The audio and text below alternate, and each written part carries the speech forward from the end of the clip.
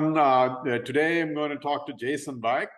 I met him a while ago. We've been wanting to do this recording for a while now and finally found his time. So since he's been a busy guy.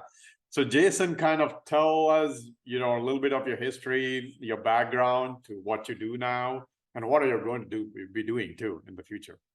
Yeah, sure. I used to work in corporate America. I used to be a director of data science, doing the good old 9 to 5 grind. Decided to give that up about 2 years ago at this point.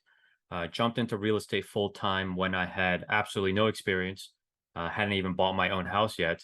And within the last 2 years, I've acquired 7 single family homes that I own on my own and about 350 apartment units, all of which I am a general partner on. Most of that focused on Cincinnati, some stuff in Alabama. So I am an active full-time multifamily operator today. Awesome, Jason. Well, let's get into who can you help and who would you like to connect. I know we talked a little bit about this. You're starting a new course too. I guess get into that too. Maybe that's how we can help, and obviously investors and stuff. So anyway, I'll let you kind of share what you want to share there. Yeah, always happy to connect with other technical people. Again, I used to be a data scientist, so love engineers, love analysts, anyone who loves spreadsheet work. I do like just sharing that sort of hobby with anyone else I connect with. I am launching an education arm of our business where I'm trying to teach people how to underwrite a little bit better, especially in this market where you have to be a little bit more nuanced with how you look at deals.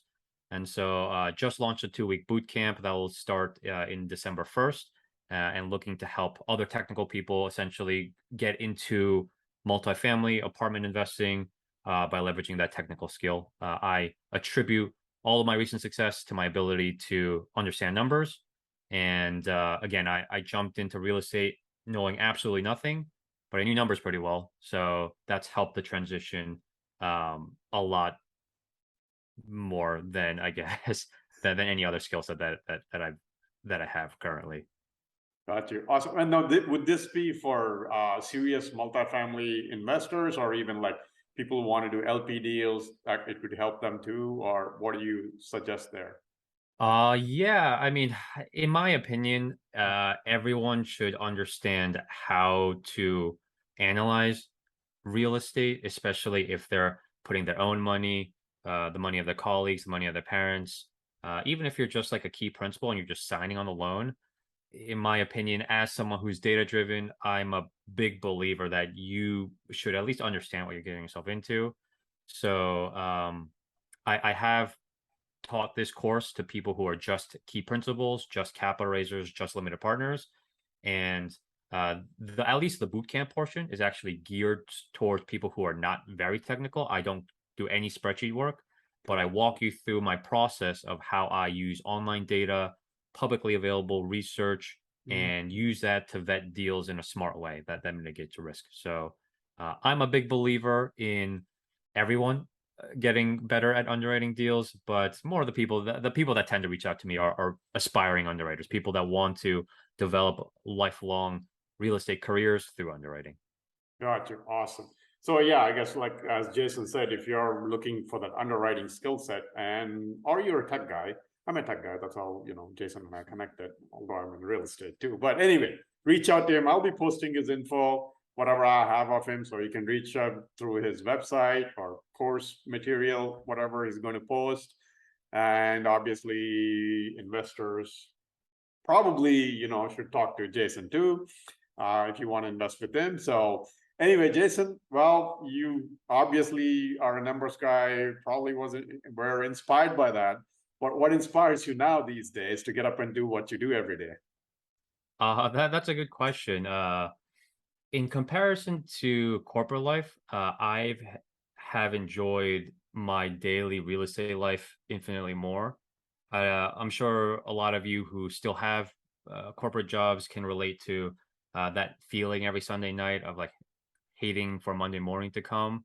I used to have that all the time. That wasn't just Sunday night for me. That was every night. Every night around dinner time, I would sort of dread the next morning. Not that I didn't like what I did. I had great colleagues, great bosses, but it just wasn't something that I particularly enjoyed working 40, 50, 60 hours and kind of not really working towards anything myself. Ever since I jumped into real estate, though, every single day I've woken up and been excited to tackle the challenges ahead. So it's been a very drastic difference. I didn't know that this was possible to actually enjoy what I do.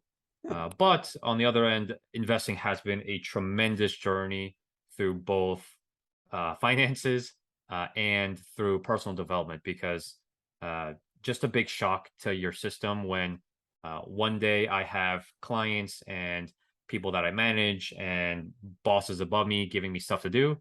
And then the next day I have absolutely nothing and no one. So it took me a while to get used to it, but today I just love that freedom, being able to get up and do whatever I want.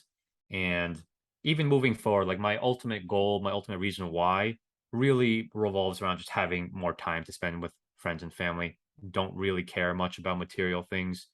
Very frugal. I I pride myself in being cheap. So yeah, really just that time freedom is what inspires me and what motivates me to keep going.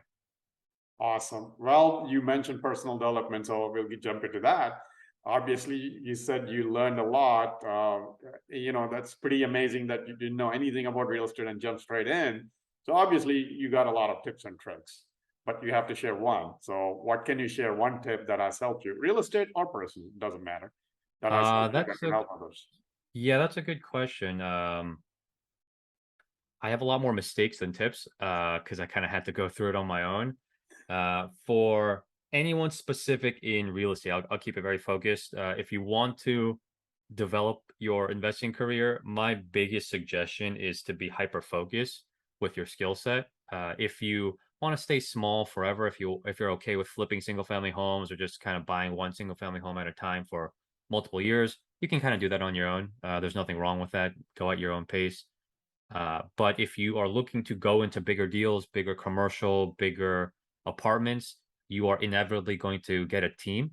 And the best way to find the right team for you is making sure that you're specialized in one of the key roles that's needed to take down an apartment deal, right? You need someone to find the deal, you need someone to analyze the deal, you need someone to raise the money, you need someone to find the lender, you need someone to stabilize the deal, you need someone to manage the construction. There's a lot of different hats that any investor can wear, and one investor wears multiple. I wear 4 or 5 hats myself, but if you're looking to break in, being hyper focused is going to take you a lot farther than trying to spread yourself too thin.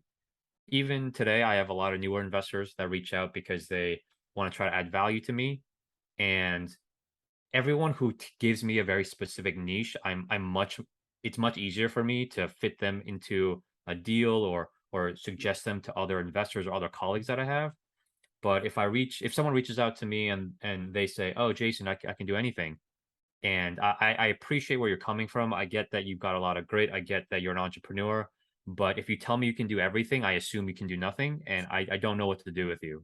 So if you're looking to get into larger multifamily, if you're looking to scale, and you're talking to other people, just brand yourself. Say that you are a great salesperson. You're going to find that deal. Say that you're analytical and you can analyze everything. Say that you have great connections and you can raise capital. Just focus on one thing, and you can wear many hats in the background, but at least in the foreground, you should really label yourself as one key role. Awesome. Awesome. Actually, Jason gave two tips there. One is focus on one thing, and second thing is great teamwork. You need teamwork for, multifamily or whatever bigger syndication deals and all. Awesome, Yeah, Jason. I, I That's do have a third tip though. go That's ahead. also important. Just because I that was focused on real estate. I do have one on personal development Mhm. because it's been such a transformation that I've gone through over the last few years, where it's interesting because even for me, I am very frugal, right? I really don't care about anything, but there was a phase where I really looked up to Grant Cardone, or I really looked up to these people that have a ton of assets, that fly private jets, that are loud, that are salespeople. And it wasn't until I realized that I was chasing someone else's dream Uh, that I was able to finally focus and follow my own. And Uh, so this is a blanket message to anyone that's listening to this that may need that, where if you just stay honest with yourself, right? If you're an introverted person like me, if you don't really care about flashy things, like why are you following all those gurus that have $100,000 watches and drive Ferraris? On the reverse, if that's something that you aspire to, if you want the big flash, if you want a big life, or you fly all over the world, then that makes sense for you. But I think it's part of developing as a real estate investor, part of being an entrepreneur is being honest with what you want out of life and not trying to follow someone else's blueprint, because that's the point of leaving the corporate job. The corporate job kind of gives you the path and you have to follow it. Being an entrepreneur allows you to carve your own. So really hone in on carving your own path and yeah, not following else yeah, someone else's. that's an excellent tip. Okay, so the three for. So he gave you three for. So yeah. All right, awesome, Jason. Thanks for taking the time. And again, like I said, I'll be posting whatever links I have for Jason on the clips I post. So reach out to him if you know, especially about the underwriting, or obviously you want to learn investing or invest with him. Either way, reach out to Jason. Again, thanks, Jason. Thank you.